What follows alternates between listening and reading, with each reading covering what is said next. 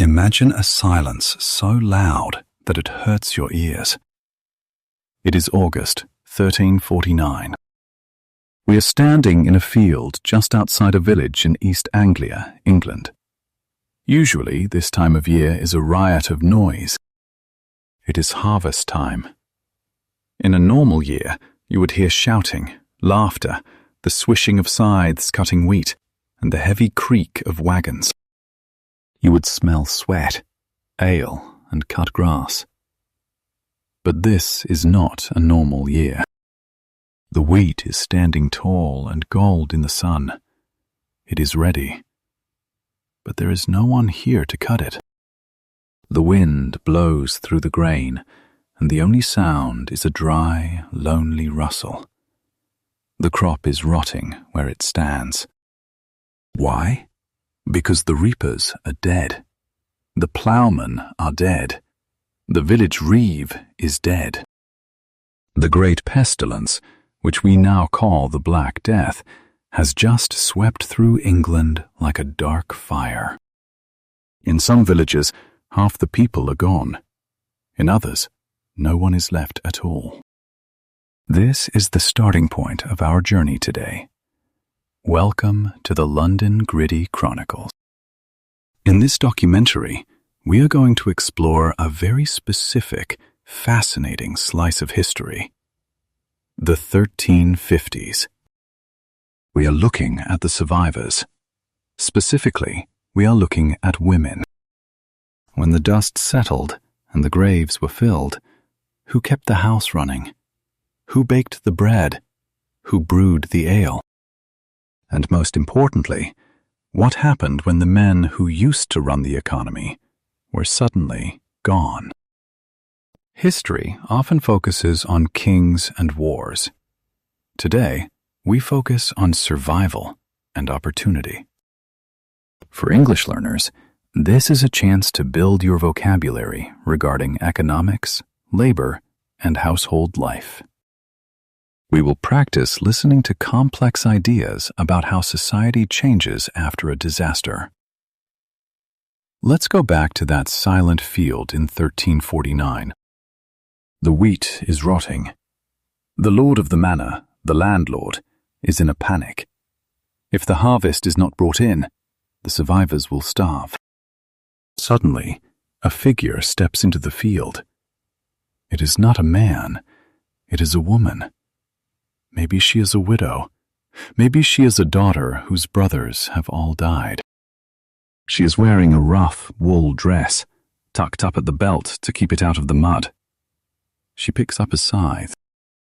Listen to this word, scythe. A scythe is a long curved blade on a long wooden handle, used for cutting grass or grain. It is a heavy, awkward tool. Before the plague, using a scythe was almost exclusively men's work. Women bound the sheaves, men cut the grain. That was the rule. That was the tradition. But biology does not care about tradition. The woman swings the blade. It is heavy. Her shoulders burn. But she keeps going.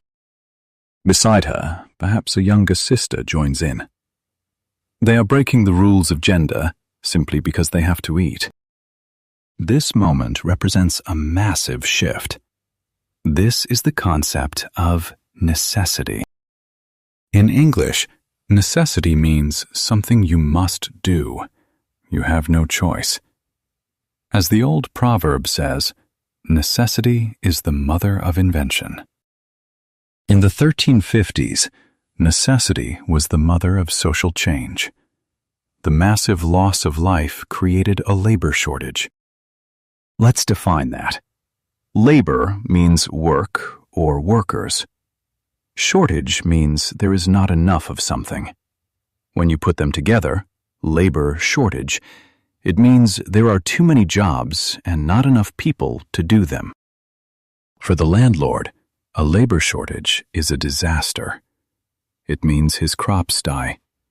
It means he loses money. But for the worker, for the woman standing in that field, it means something else entirely. It means leverage. Leverage is a powerful word. Physically, a lever helps you lift a heavy object. In a negotiation or a relationship, leverage means you have an advantage. You have power because the other person needs you. Suddenly, this woman has leverage. The landlord cannot force her to work for pennies anymore. If he doesn't pay her, the wheat rots. So he pays. And he pays her more than she has ever earned in her life. This is where the story gets complicated. And this is where we find our mixed outcomes. A mixed outcome means the result is not 100% good and not 100% bad. It is a mixture. The plague was a tragedy of unimaginable scale. The grief was terrible. Almost everyone lost a husband, a child, or a parent. That is the loss. But the outcome for the survivors included a sudden rise in wages and opportunity. Let's look at a specific example from the historical records. Historians have found manor rolls, the written records of estates from the 1350s, that show women taking over land tenancies. Before the plague, a woman usually only held land if she was a widow waiting for her son to grow up. But in the 1350s, we see women listed as the primary tenant. They are paying the rent. They are responsible for the farm. Imagine a woman named Joan. In 1347, Joan was just a wife. Her legal identity was covered by her husband. In English law, this is called coverture. By 1350, Joan is a widow. She is alone. But she is also now the head of a household. She has inherited her husband's tools. She has inherited the lease on the land. She walks into the village court. The steward asks, "Who holds this land?" Joan stands up. She does not look down. She says, "I do." This might seem like a small moment to us, but in the medieval world, this was a seismic shift. A seismic shift means a change as big as an earthquake. However, we must be careful. We must not paint a fairy tale. Did women suddenly become equal to men? No, absolutely not. Did they get paid exactly the same as men for the same work? The evidence is debated. Some records show women reapers getting paid the same daily wage as men, about 3 or 4 pence a day. This was a fortune compared to the 1 penny they might have earned before. But other records show a gap. A man might get 4 pence, a woman might get 3. Still, 3 pence is better than nothing, and 3 pence in 1350 could buy a lot more than it could in 1340, because grain prices eventually stabilized while wages stayed high. This period is often called a golden age for women by some historians. But others argue that golden age is too strong. They argue it was just a temporary door that opened slightly. Let's learn a useful phrase for this. Temporary window of opportunity. A window of opportunity is a short time when it is possible to do something. If you wait too long, the window closes. For the women of the 1350s, the window was open. The population was low, land was cheap, labor was expensive. But society does not like change. The people in power, the rich men, the lawmakers, the king, did not look at Joan in the field and think, "Good for her." They looked at her and thought, "This is dangerous." Why was it dangerous? Because if a woman can earn her own money, she does not need to marry immediately. If a woman can run her own farm, she does not need a master. If the poor can demand higher wages, the rich become less powerful. The ruling class felt their control slipping away. they felt threatened. So, they did what governments often do when they face a crisis they cannot control. They wrote a law to stop it.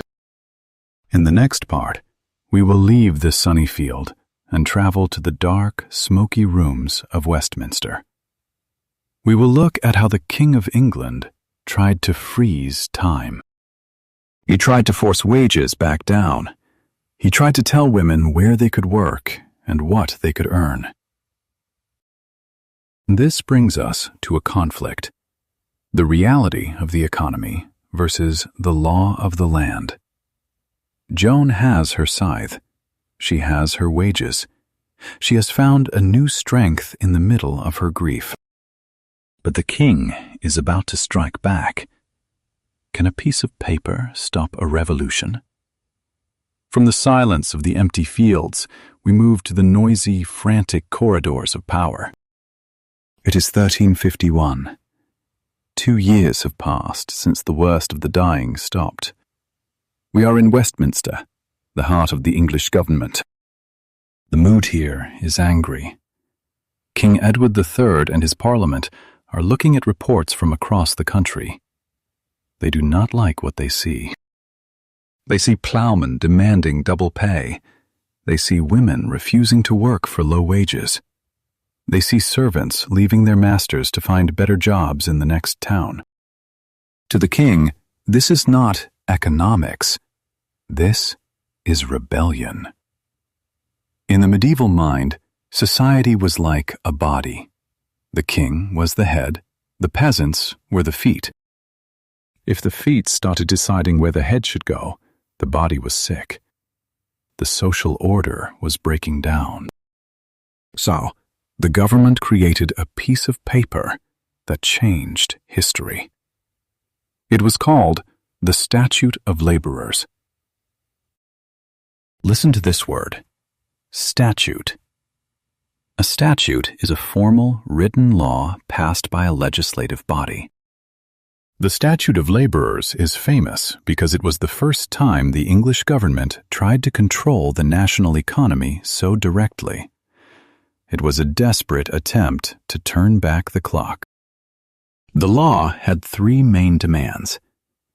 Everyone under the age of 60 must work. Idleness was illegal. Wages were capped, limited, to the levels of 1346 before the plague. Workers were forbidden from moving to other villages to find better pay. Let's focus on that word, cap. In this context, a cap is an upper limit. If you put a lid on a jar, you cap it. The king tried to put a lid on wages. But here is the detail that matters for our story. This law applied to women, too. The text of the statute explicitly stated that every man and woman of able body must work. This confirms something important. The government knew how vital women's labor was. They couldn't afford for women to stay home. They needed them in the workforce, but they wanted them cheap. Now, imagine the conflict this creates. Let's go back to Joan in her village. It is a Tuesday morning. The local official, called a constable or bailiff, arrives. He has a scroll. He tells Joan that she cannot charge 3 pence a day for harvesting anymore. The king says the price is 1 penny. Joan looks at him. She looks at the field. She knows there is no one else to cut the wheat.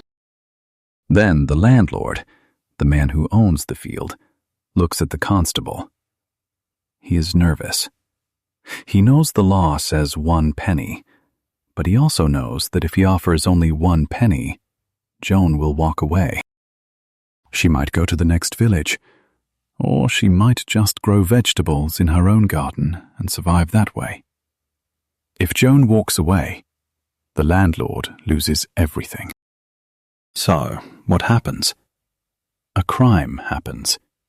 The landlord whispers to Joan, "I will pay you 1 penny on the books, but I will give you extra grain and perhaps a suckling pig. and maybe 2 more pence under the table.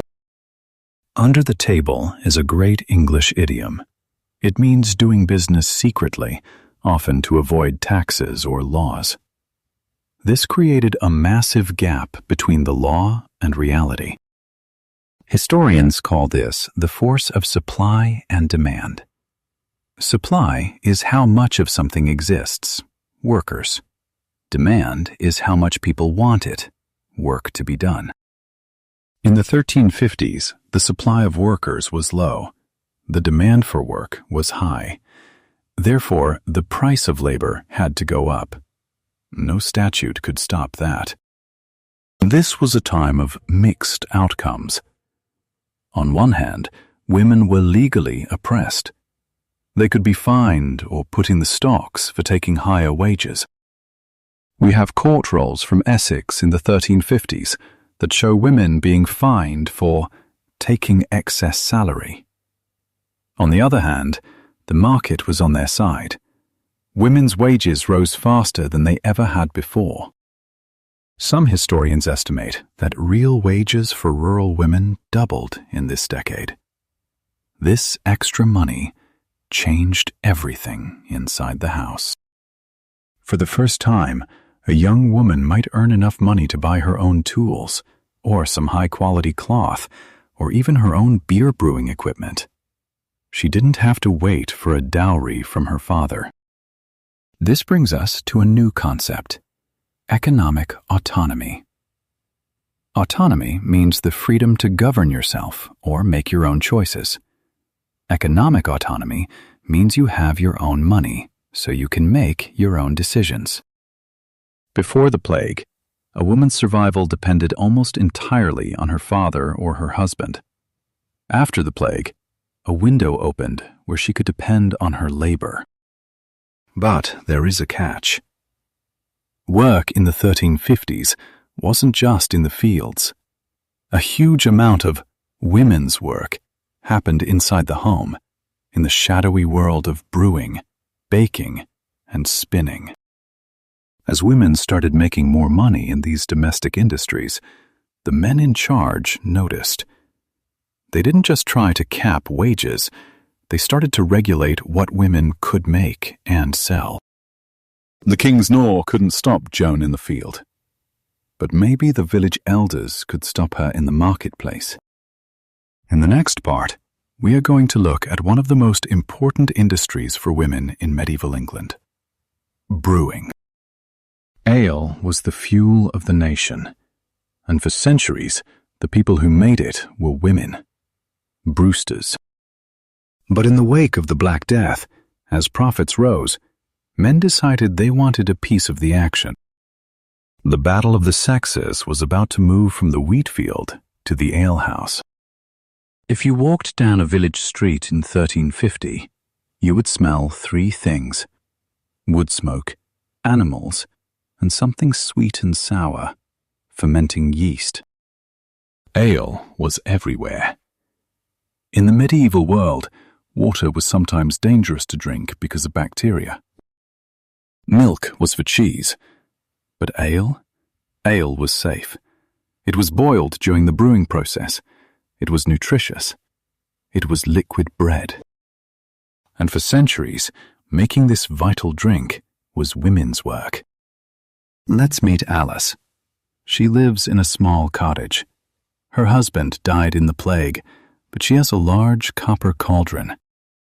Every week, she mashes malted barley with hot water. She adds herbs, not hops yet, those come later, but things like heather or mugwort. She is a brewster. Listen to this word carefully: brewster. In Old English, the suffix "ster" indicated a female worker. A spinster spun wool. A baxter baked bread. A brewster brewed ale. For Alice, brewing is not a hobby. It is her lifeline. After the plague, survivors had a strange problem. They had extra money. This sounds confusing, so let's explain. Because so many people died, there was more land and silver to go around for the survivors. Wages went up, as we saw in part 2. People could afford to buy more food and drink. Suddenly, the demand for ale skyrocketed. Skyrocketed means to go up very fast, like a rocket. Alice is now brewing 3 times a week. She puts a green branch, called an ale stake, above her front door. This is the medieval sign that says, "The brew is ready. Come and drink." Her neighbors come in. They pay her in silver pennies. She is running a business from her kitchen. She is an entrepreneur. Entrepreneur is a French loan word we use in English. It means a person who starts a business and takes on financial risk. Alice is successful. But success attracts attention. In the 1350s, village authorities began to realize that brewing was no longer just women making drinks for the neighbors. It was becoming a major industry. And when an industry becomes profitable, the rules change. Enter the ale conner. An ale conner was a local official, almost always a man. His job was to taste the ale and set the price. He checked the quality. Imagine Alice standing in her doorway. The ale conner arrives. He tastes her brew. He frowns. He says, "This is too weak. You are charging too much." He fines her. We see this in the court records from the 1350s constantly. Women were fined for breaking the assize of ale, the laws regulating the price and quality. Historians debate these fines. Were they real punishments, or were they just a tax? Some historians suggest that paying the fine was just the cost of doing business. It was a license fee. Alice pays the fine and keeps brewing. But a darker shift was coming. As the 1350s rolled on, the equipment for brewing got bigger. To make real money, you needed huge vats. You needed storage.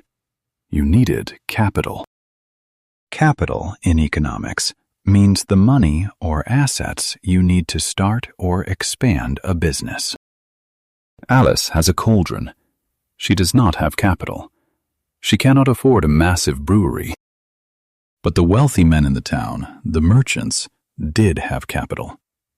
They started setting up commercial breweries. They hired men to do the heavy lifting. They pushed the small independent brewsters out of the market. This is a classic example of commercialization.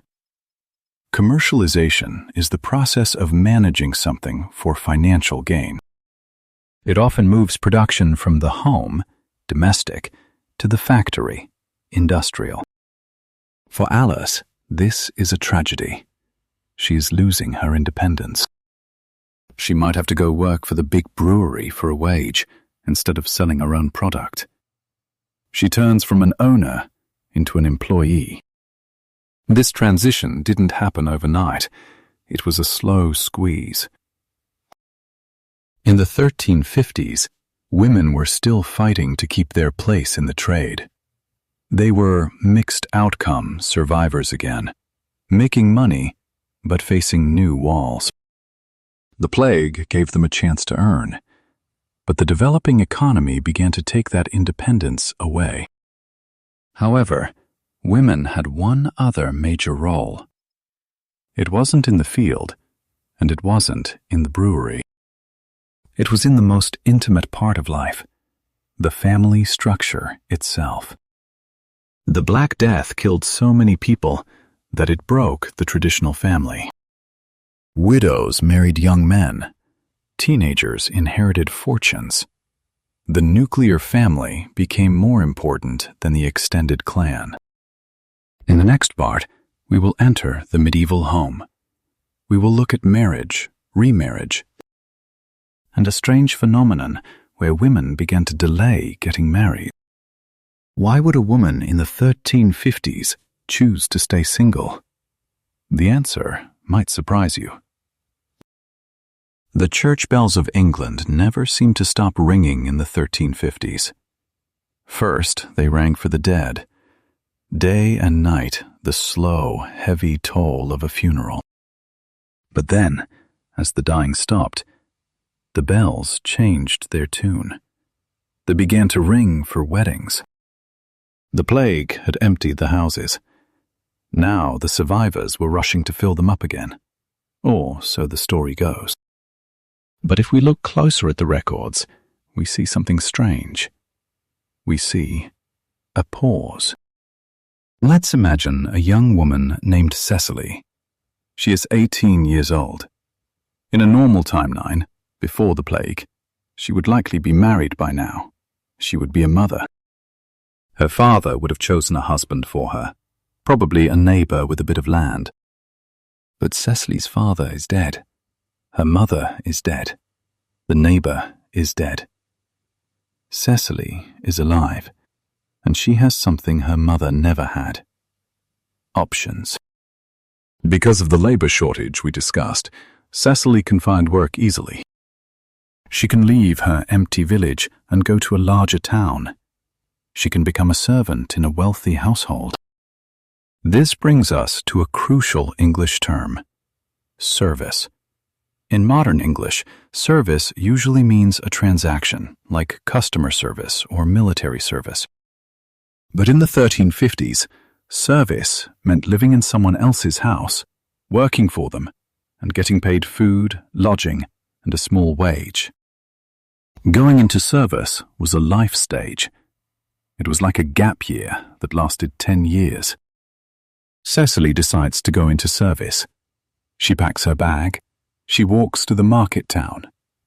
She is hired by a merchant family. Why does she do this? Why not just marry? Because in service, she earns cash. She saves money for her own dowry. Listen to this word: dowry. A dowry is money or property that a woman brings into a marriage. Usually her father provides it, but Cecily provides it herself. This changes the power dynamic completely. If she pays for her own dowry, she has more say in who she marries. She can wait. She can choose. Historians call this the European marriage pattern. This pattern emerged strongly after the Black Death. Women started marrying later, often in their mid-20s. Men married even later. This was unique to Northwestern Europe. In many other parts of the world, early marriage was still the strict rule. This delay had a massive impact on society. If a woman marries at 25 instead of 18, she has fewer children. The population grows slower. This keeps labor scarce. This keeps wages high. It is a cycle that reinforces itself. Cecily is part of a quiet revolution. She is single. She is working. She is walking around the town with coins in her pocket. But this freedom came with a heavy psychological cost. The medieval world was not kind to single women. A woman without a master, father or husband, was seen as suspicious. She was masterless. The authorities worried. Who is controlling her? To fix this, the laws tightened again. The Statute of Laborers, which we mentioned in Part 2, didn't just cap wages. It also tried to force unmarried women into service. If you were under 60 and unmarried, you had to work. You couldn't just live on your own. So Cecily's independence was a mixed outcome. Positive. She had economic power and choice. She could buy nice clothes. We see laws passed in the 1350s trying to stop servants from wearing expensive fabrics. The rich hated that the poor were dressing like them. Negative. She was legally vulnerable. If she lost her job, she could be branded a vagrant. Vagrant means a homeless wanderer without a job. In the 1350s, being a vagrant was a crime. Cecily is balancing on a knife edge. She is enjoying the golden age of the worker, but she is always one bad day away from being a criminal. She looks at her coins. She looks at the small town she is living in. She hears stories of a place where the wages are even higher, a place where the lights never go out, a place where you can disappear and reinvent yourself. London, the great city. The plague hit London hard, but it bounced back faster than anywhere else. It is a magnet for people like Cecily. In the next part, we will follow her to the chaotic, smelly, dangerous streets of London. We will see how women survived in the urban jungle. We will look at the dark side of women's work, crime, theft, and the desperate struggle to stay alive in the city. Cecily is about to leave the safety of the town for the danger of the capital. London in the 1350s does not smell like roses. It smells of the River Thames, which is essentially an open sewer. It smells of unwashed bodies, rotting fish, and coal smoke. But to a young woman like Cecily, arriving from the quiet countryside, it smells like something else. It smells of opportunity. She walks through the city gates, perhaps Aldgate or Bishopsgate. The noise hits her like a physical blow. Carts rumble over cobblestones. Church bells clang. People are shouting in English, French, Flemish, and Latin. London is the beast that eats people. Historians call medieval cities demographic sinks. Demographic relates to population. A sink is where things drain away. This means that more people died in London than were born there. The city relied on a constant stream of new people arriving from the villages just to stay the same size. Cecily is now a migrant.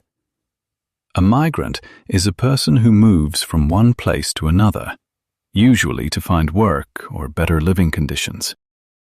In the 1350s, London was flooded with migrants. The plague had killed nearly half the city, leaving thousands of houses empty and thousands of jobs unfilled. Cecily finds a room in a crowded tenement. The rent is high. This brings us to a modern-sounding problem: the cost of living crisis. Yes, wages were high. A woman in London could earn 5 or 6 pence a day spinning silk or selling fish. That was good money. But food and rent in the city were expensive. To survive, Cecily has to be smart. She cannot just do one job. She has to hustle. Hustle is a modern slang word, but the concept is medieval. It means working hard, often in multiple small jobs, to make money. In historical documents, we see women in London doing everything. They are hucksters, selling small goods on the street. They are embroiderers. They are laundresses. But London had a unique law that gave women a special superpower. It was called the status of femme sole. Listen to this phrase, femme sole. It is French for single woman. Under common law, a married woman had no business rights. Her husband owned everything. But in London, a married woman could register as a femme sole. This meant she could trade, borrow money, and run a shop as if she were single. If she went into debt, her husband was not responsible. She was an independent economic agent. This was a massive opportunity. We have records of women running silk workshops, importing wine, and managing large trading houses. But what about the women who didn't have capital? What about the women who failed? For them, the mixed outcome turned dark. If Cecily cannot find work, or if she gets sick, she faces destitution. Destitution means extreme poverty, where you cannot provide for yourself. When you are destitute in a city of strangers, you might turn to crime. The court records of 1350s London are full of women, but they are not usually murderers. They are charged with petty crime. Petty comes from the French petit, small. A petty crime is a minor offense, like theft or cheating. We see women fined for selling bread that was too light, cheating the customer. We see them fined for selling putrid, rotten fish. And we see them as fences. A fence is a person who buys and sells stolen goods. Imagine Cecily is desperate. A thief brings her a stolen silver spoon. She buys it for 2 pence. She sells it for 4 pence. She has made a profit. She has survived another day. But she has also broken the law. This underground economy was huge. Women were often the ones moving goods through the city's back alleys. They were the connectors. So, was London a paradise for women? No. Was it a trap? Sometimes. But for the first time, it was a place where a woman could choose her own fate, even if that fate was risky. She wasn't tied to the land anymore. She was tied to the market.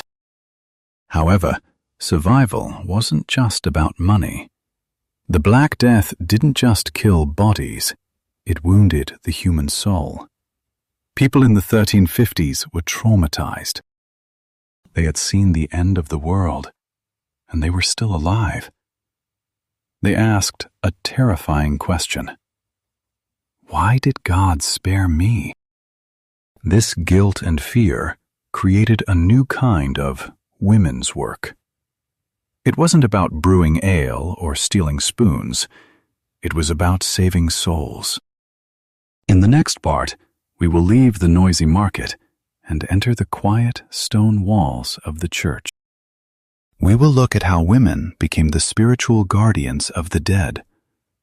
We will explore the rise of the chantry and the business of prayer. Cecily has fed her body. Now she must feed her spirit. The noise of London fades as the heavy oak doors of the church swing shut. Inside, the air is cold and smells of beeswax candles. We are far from the sweaty, chaotic streets where Cecily was selling fish or dodging thieves. Here, under the high stone arches, we find a different kind of survival. This is the survival of the soul. In the 1350s, death was not the end. For the people of England, death was just the beginning of a terrifying journey. They believed in purgatory. Listen to this word, purgatory. In medieval theology, purgatory was a place between heaven and hell. It was a waiting room where your soul went to be purified by fire before it could enter heaven. Everyone went there, unless they were a saint. The survivors of the Black Death were obsessed with purgatory. They had seen thousands die without a priest. They were terrified that their loved ones were suffering in the next life. So, they tried to buy their way out. This created a massive industry, the business of prayer. Let's meet a woman named Isabella. She is not a poor migrant like Cecily. She is a wealthy London widow. Her husband was a merchant who died in the plague, leaving her a fortune in wool and silver. Isabella is sitting with a scribe. She is dictating a document. It is her will. A will is a legal document that says who gets your property when you die. But Isabella is doing more than just giving away spoons. She is founding a chantry. A chantry is a trust fund for prayers. You give money to a priest, and in exchange, he sings masses for your soul, forever. The more money you give, the more prayers you get. The more prayers you get, the faster you get out of purgatory. Isabella is in charge. She is the executrix of her husband's estate. This is a specific legal term. An executor is a man appointed to carry out the instructions of a will. An executrix is a woman. In the 1350s, because so many men died, women frequently became executrixes. They suddenly controlled the family fortune. They decided which church got the money.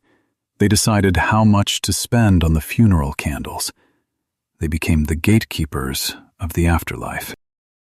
This gave women immense spiritual power. Isabella looks at the scribe. She orders him to write down that she wants 10 pounds of wax candles burned at her funeral. She wants 100 poor people to be given black cloaks to mourn her. She is curating her own image. Curating means selecting and organizing things carefully, like a museum exhibit. Through these wills, women in the 1350s shaped the culture of England. They funded stained glass windows. They built hospital wings. They were the patrons of the arts and the church. But, like everything in this decade, this power came with a mixed outcome. The church was happy to take Isabella's money, but the church was also deeply suspicious of her. Why? Because a rich, independent widow was a threat to the moral order. Preachers in the 1350s started giving angry sermons. They complained about women who were too proud. They said that the plague was a punishment from God because people, especially women, were wearing outrageous clothes and acting above their station. This brings us to the concept of scapegoating. A scapegoat is a person or group who is blamed for the wrongdoings or mistakes of others. The logic went like this. God is angry. He sent the plague. Why is he angry? Because the social order is broken.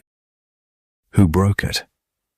The women who are wearing tight dresses and running businesses. It sounds ridiculous to us, but to them, it was a deadly serious explanation for the trauma they had suffered. Isabella feels this tension. She knows she has power in the bank, but she is watched in the street. She finishes her meeting with the scribe. She walks out of the church, back into the sunlight. She passes a group of men arguing. They are talking about a new law the king is planning. It is a law to control what people wear. It is called a sumptuary law. Sumptuary relates to expense or spending.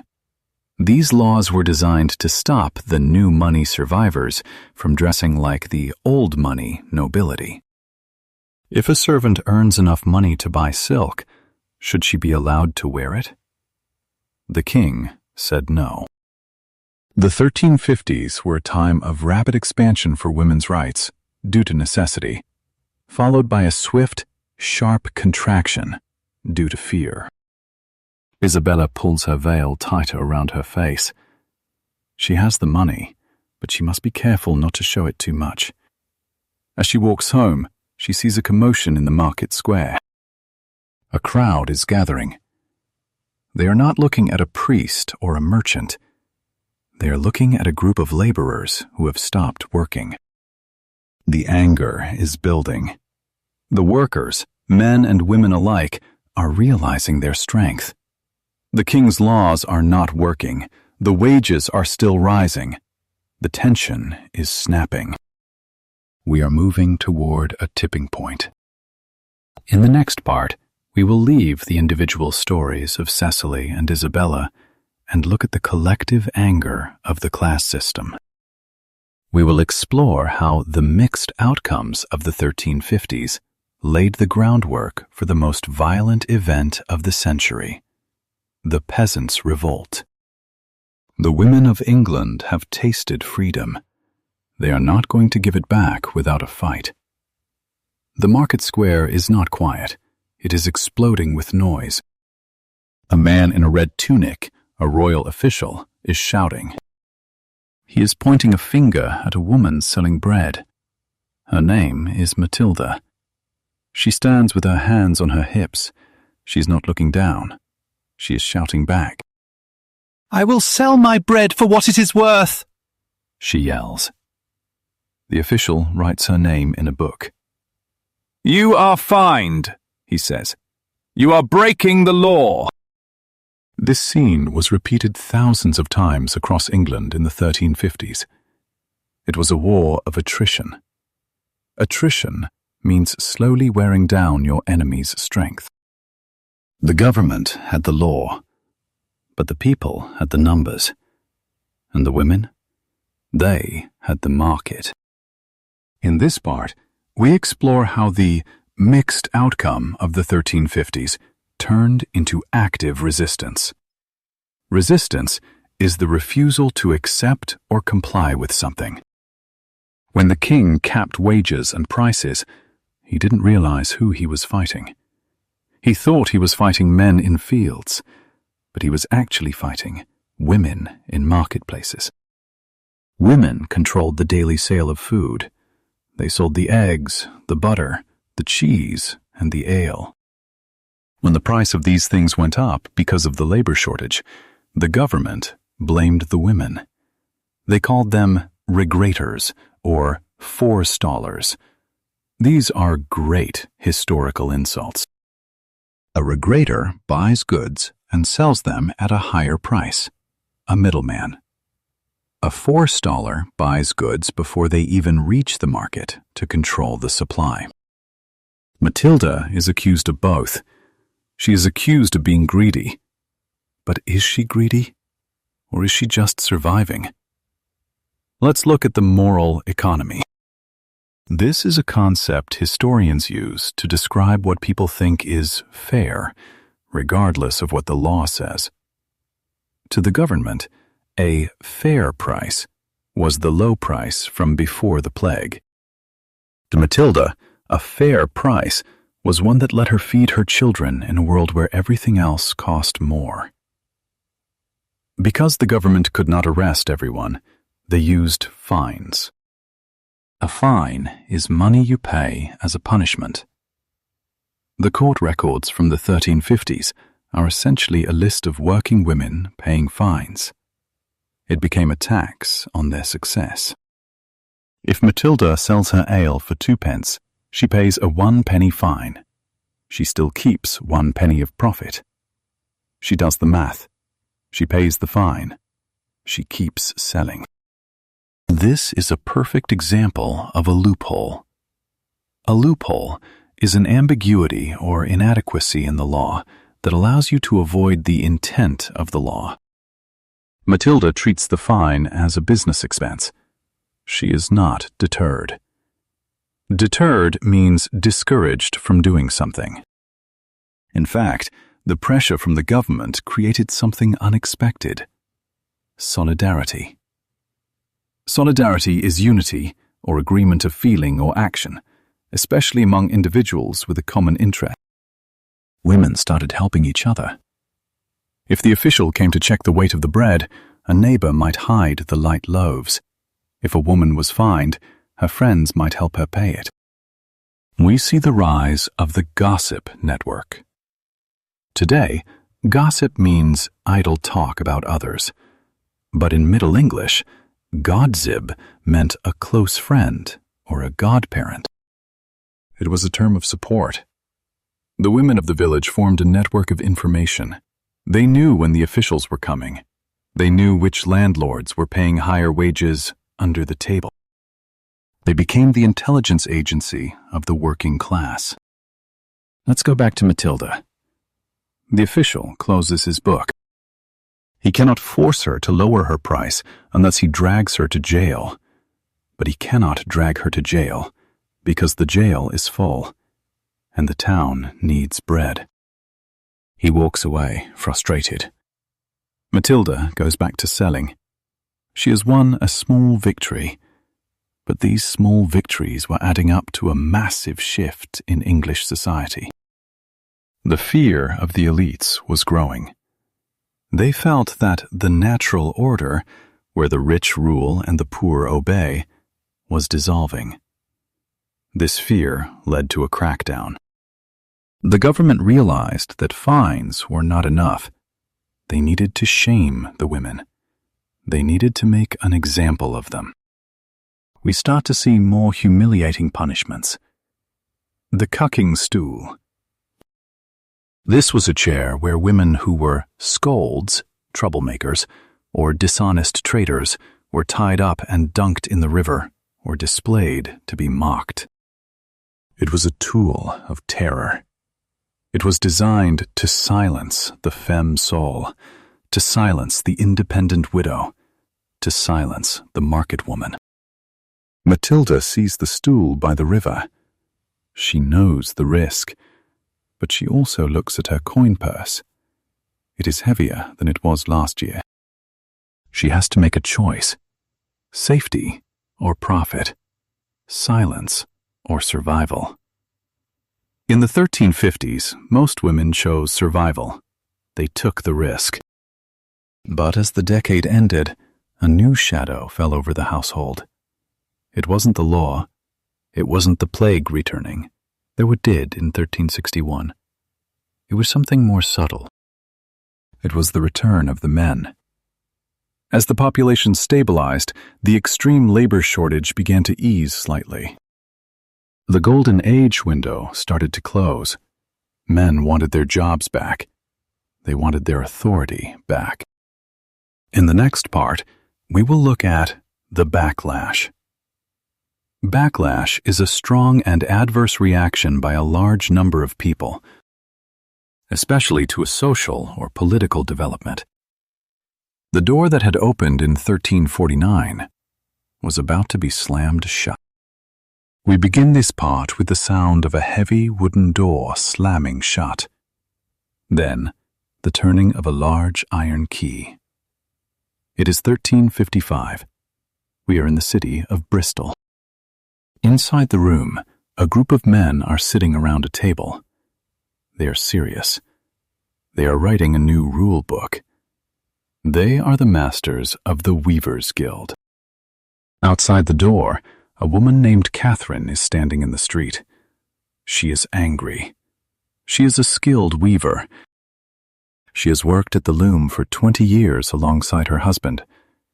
But her husband is dead. Now the men inside are deciding if she has the right to work. This is the story of the backlash. As we discussed in Part 7, a backlash is a strong negative reaction. In the 1350s, as the economy began to stabilize, the men who survived the plague started to organize. They wanted to secure their own futures. To do that, they felt they had to stop the competition. And the competition was Catherine. Let's define a key term: guild. A guild was an association of craftsmen or merchants who controlled a specific trade. They set the prices. They set the standards. And most importantly, they decided who was allowed to work. Before the plague, women often worked in guilds informally. They were the unpaid help. A wife would weave the cloth, and the husband would sell it. Her name wasn't on the paper, but her labor was essential. But after the plague, with wages high and labor scarce, women started asking to be paid like masters. They started running workshops alone. The guilds did not like this. They saw women as a threat to their monopoly. Monopoly comes from Greek words meaning to sell alone. It means exclusive control over the supply of a service. If Catherine sells her cloth for a lower price than the men, she breaks their monopoly. She lowers the value of their work. So, the guilds passed new ordinances. An ordinance is a local law or regulation. In 1355, the weavers of Bristol petitioned the city council. Their petition included a shocking line: "No woman shall meddle in the craft." Meddle means to interfere or touch something that is not your business. For 20 years, weaving was Catherine's life. Now, suddenly, it is meddling. This was a calculated move to exclude. Exclude means to keep someone out. The guilds argued that women were not strong enough to work the heavy looms. They argued that women produced inferior, lower quality cloth. Historians call this protectionism. Protectionism is the practice of shielding a group or industry from competition. The men were protecting their wages. By kicking women out of the high-paying job of weaving, they kept the supply of weavers low. Low supply means high prices. It was basic economics, enforced by sexism. So, what happens to Catherine? She cannot be a weaver anymore. She has to sell her loom. But she still needs to eat. She is pushed down the economic ladder. She moves from weaving, high skill, high pay, to spinning, low skill, low pay. Spinning wool into thread is slow, tedious work. You have to spin for days to make enough thread for one weaver to use in an hour. Because she has been excluded from the guild, spinning becomes her only option. She becomes a spinster. Today, spinster is a negative term for an unmarried woman, but originally it just meant a woman who spins. It became synonymous with unmarried women because it was the only job a woman could do without a husband's help. This shift in the late 1350s is crucial. It marks the end of the Golden Age. The door that opened in 1349 because of necessity was now being closed by policy. However, the story is not completely hopeless. Catherine is resilient. Resilient means able to withstand or recover quickly from difficult conditions. She finds other ways. If she cannot weave, she brews. If she cannot brew, she lends money. In fact, the records from the late 1350s show a rise in women acting as creditors. A creditor is a person who lends money. Because the economy was cash poor, there wasn't enough silver coins circulating. People constantly owed each other small debts. I will pay you for the beer next week. I will pay you for the wool after harvest. Women, who managed the household budgets, became the bankers of the village. They kept the tallies. They chased the debts. Catherine might not be allowed in the guild hall, but the men in the guild hall probably owe her money. This created a strange power dynamic. Publicly, women were being pushed out. Privately, they were still holding the purse strings. But the pressure was mounting. The king, the church, and the guilds were all trying to put women back in their place. This leads us to a fascinating question. If you push people too far, where do they go? They go to the margins. They go to the edges of society. In the next part, we will look at the outliers.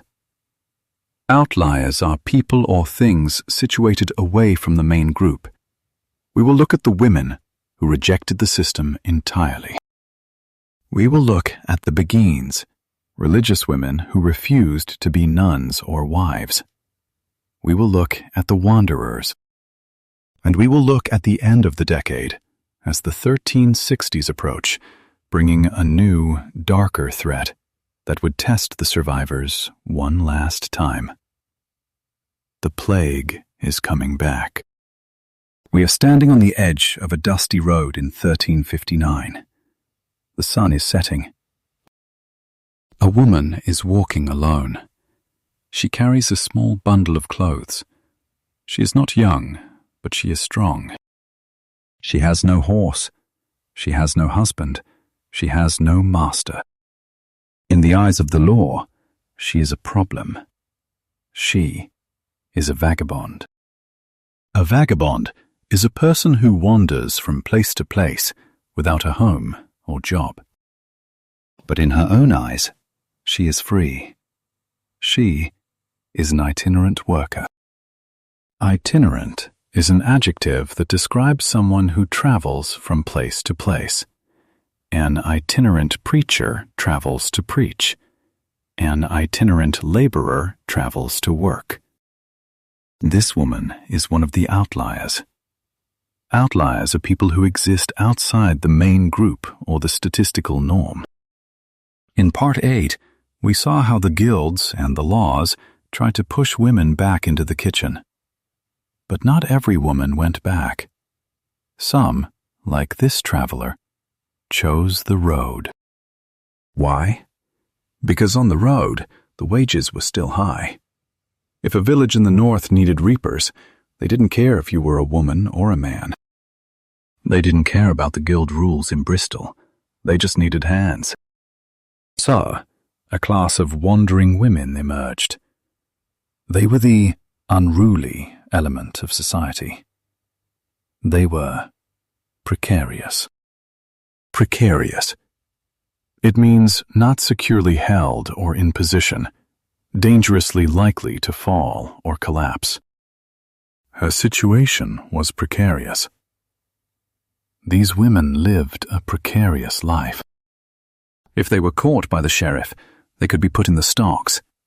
They could be branded on the forehead with a hot iron, a punishment that became law later, but the threat of violence was always there. But there was another type of outlier. A woman who didn't run to the road, but ran to the church. Let's meet Julian. She is a widow. She has some money. She doesn't want to marry again. She doesn't want a man to control her property. But she doesn't want to be a nun, because nuns have to live in a convent and obey an abbess. So, Julian chooses a third path. She becomes a vowess. A vowess was a woman who took a vow of chastity before a bishop. She promised not to marry or have sex. In exchange, the church gave her a special status. She could wear a veil and a ring, like a nun. But she could live in her own house. She could keep her own property. She was dead to the world in terms of marriage, but very much alive in terms of business. This was the ultimate loophole. By becoming a vowess, Julian protected her autonomy. Autonomy means the right or condition of self-government. She could be a holy woman and a landlady. The men in the village couldn't force her to marry because she was married to God. They couldn't take her land because it was protected by her spiritual status. We see a rise in these lay religious women in the late 14th century. It was a silent rebellion. They used the rules of the church to escape the rules of men.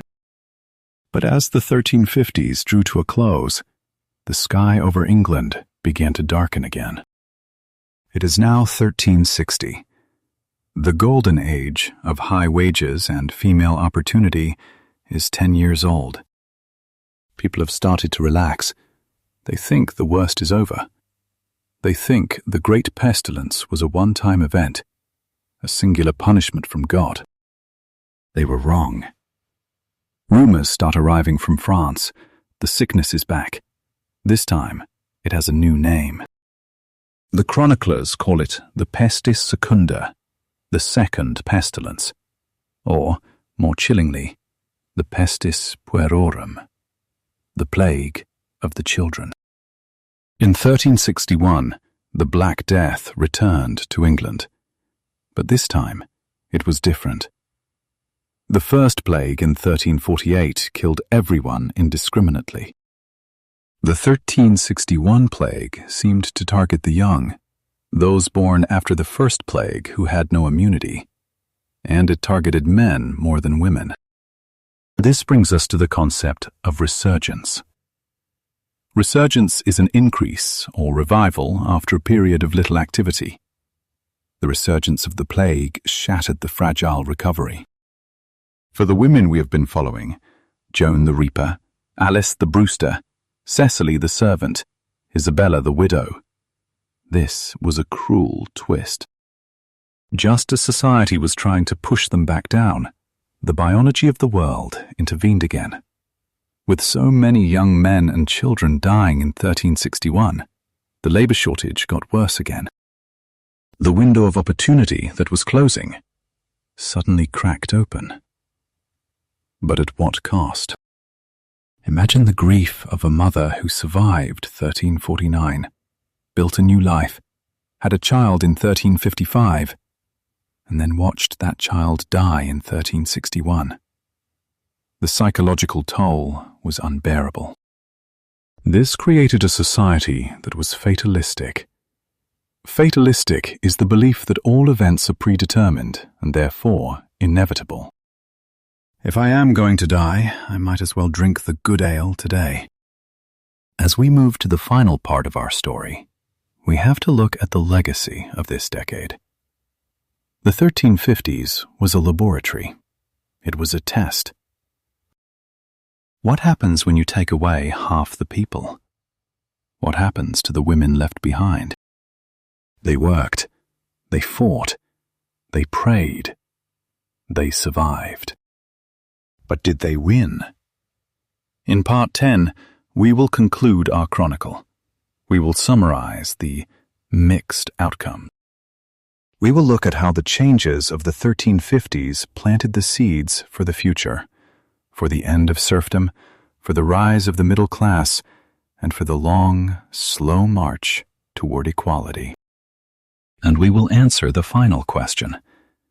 When the history books were written, why were these women erased? The wind blows through the wheat fields of England, just as it did in Part 1. But now, it is 1360. The silence of the 1340s has been replaced by the hum of a new world. We have followed the journey of the survivors. We watched Joan pick up the scythe. We watched Alice brew her ale. We watched Cecily navigate the dangerous streets of London.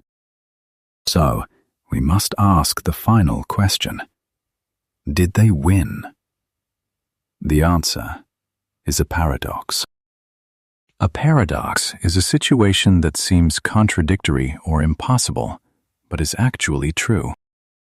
The paradox of the 1350s is this. Women gained economic power, but they lost social status. Economically, they were winners. The Black Death destroyed the old system of serfdom. Serfdom was the system where peasants were tied to the land and forced to work for free. By the 1360s, serfdom was dying. Why? Because women like Joan refused to work for free. They demanded wages. They moved to towns. They broke the chains of the feudal system simply by walking away. Historians call this a catalyst. A catalyst is something that speeds up a reaction or a change. The Black Death was the catalyst, but the reaction was human resilience. However, socially, the backlash was severe. The men in power, the priests, the guild masters, the lawmakers, were terrified of this new female independence. They spent the next century trying to put women back in a box. They passed laws to stop women from working. They preached sermons telling women to stay silent. They rewrote history to make it look like men did all the work. This is why we often don't know their names. This is called erasure. Erasure is the removal of all traces of something. The women of the 1350s were erased from the official chronicles. The monks wrote about kings and battles. They did not write about the widow who ran a shipping business or the girl who negotiated her own wages. But we can still see their ghosts in the records. We see them in the court rolls paying fines. We see them in the wills, leaving money to their daughters. We see them in the architecture of the parish churches they paid to build. So, what is the lesson for us today? It is a lesson about adaptability. Adaptability is the quality of being able to adjust to new conditions. When the world ended in 1349, these women did not give up. They adapted. They took on new roles. Not because they wanted to be heroes, but because they wanted to survive. They teach us that in the middle of a crisis, there is always opportunity. They teach us that mixed outcomes are a part of life. Progress is never a straight line. It is a messy, complicated struggle. Let's end where we began. Imagine that woman in the field one last time. She is tired. Her hands are calloused. She has lost her husband and her children to the plague. She has seen the worst things a human can see. But she is standing tall. She has silver in her pocket. She has a roof over her head that she paid for. She looks at the horizon. She does not know what the future holds. But she knows one thing. She is still here. And because she survived, we are here today. Thank you for watching the London Gritty Chronicles. We hope you have learned some history, and we hope you have learned some English. Remember the words we learned: necessity, leverage, autonomy, resilience. These are not just words for the 1350s. They are words for right now. The past is never really gone. It is just waiting for someone to tell the story.